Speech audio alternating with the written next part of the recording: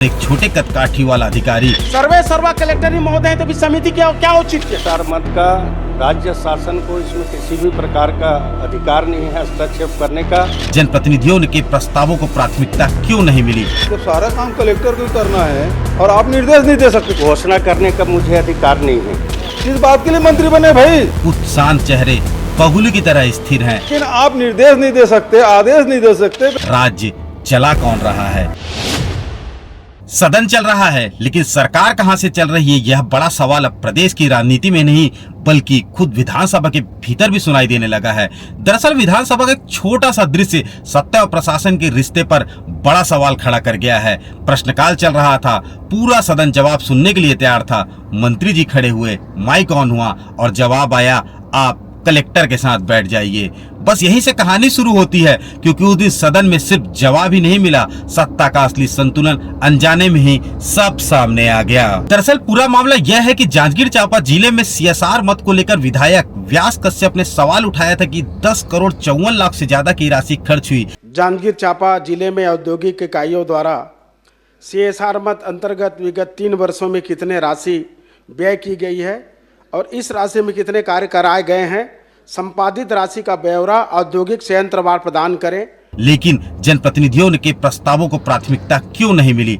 आरोप गंभीर थे और काम कलेक्टर ने अपने तरीके से बांटे थे, जिसमें कई परियोजनाएं जो अभी तक शुरू नहीं हुई है। शहरी क्षेत्र में ग्राम पंचायतों को एजेंसी बना दिया गया। 25-30 किलोमीटर दूर गांवों में राशि बांट दी गई और प्रभावित गांवों की अनदेखी होती रही। इसी मामले को लेकर फिर सदन में सवाल गूंजा, अगर सर्वे सर्वा कलेक्टर ही है तो फिर समिति का औचित्य क्या है? सर्वे सर्वा कलेक्टर ही महोदय तो समिति क्या औचित्य है? इसी में उद्योग मंत्री लखनलाल देवांगन ने जवाब दिया कि CSR पर राज्य सरकार का सीधा नियंत्रण नहीं होता। CSR मत का राज्य शासन को इसमें किसी भी प्रकार का अधिकार नहीं है हस्तक्षेप करने का। बाकी कलेक्टर को जो राशि उद्योग से मिलता है और वो आवंटित करता है, वो राशि का देखरेख पूरा कलेक्टर के नियंत्रण में होता है।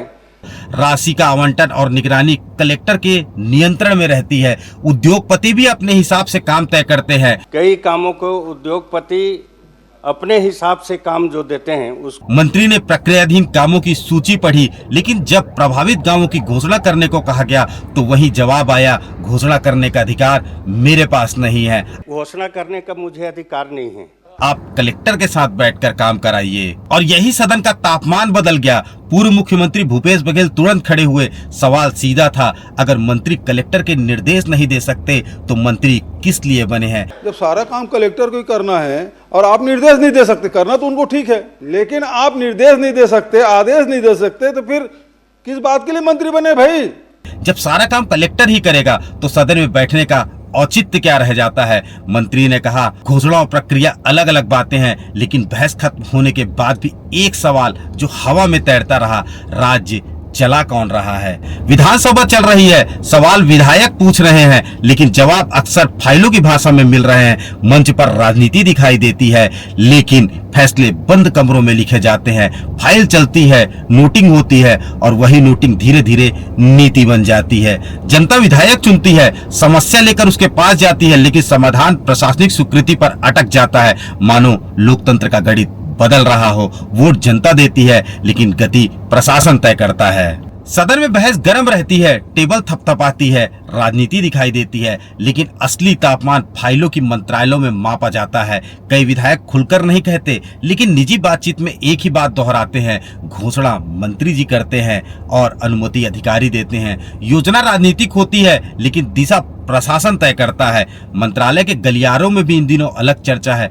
कुछ शांत चेहरे बगुल की तरह स्थिर हैं, लेकिन फैसलों के केंद्र में नजर आते हैं। और एक छोटे कदकाठी वाला अधिकारी जिसकी ऊंचाई भले ही कम है, लेकिन कई फाइलों की ऊंचाई उसकी टेबल से तय होती है। कहते हैं निर्णय भाषणों में नहीं, नोटशीट की अंतिम लाइन में जन्म लेते हैं। हर सरकार में एक सुपर CM की चर्चा होती रही है, लेकिन इस बार कहानी अलग ही कही जा रही है। गलियारों में चर्चा है, एक नहीं कई शक्ति केंद्र सक्रिय हो गए हैं। कोई वित्त की दिशा तय कर रहा है, कोई प्रशासन की गति देख रहा है, कोई नियुक्तियों की टाइमिंग चेक कर रहा है, तो कोई राजनीतिक फैसलों की भाषा बदल रहा है। सत्ता दिखती एक है, लेकिन निर्णय कई हाथों से गुजरते महसूस होते हैं और यहीं से असहजता पैदा होती है। यह खुला टकराव नहीं है, यह सत्ता की खामोश रस्साकसी है। सदन बोल रहा है, सिस्टम सुन रहा है या नहीं, यह बड़ा सवाल है। लोकतंत्र में ताकत जनता देती है, जनता प्रतिनिधि चुनती है, प्रतिनिधि शासन चलाते हैं, लेकिन अगर अंतिम फैसला फाइल में दिखने लगे और समाधान अधिकारी कक्ष में मिले तो सवाल उठना स्वाभाविक है। आज छत्तीसगढ़ की राजनीति उसी मोड़ पर खड़ी दिखाई देती है। सदन सक्रिय है, सरकार मौजूद है, लेकिन शासन की असली कुर्सी आखिर कहां से चल रही है? आप इस पर अपने विचार जरूर दीजिएगा और कमेंट में अपनी राय रखिएगा। धन्यवाद।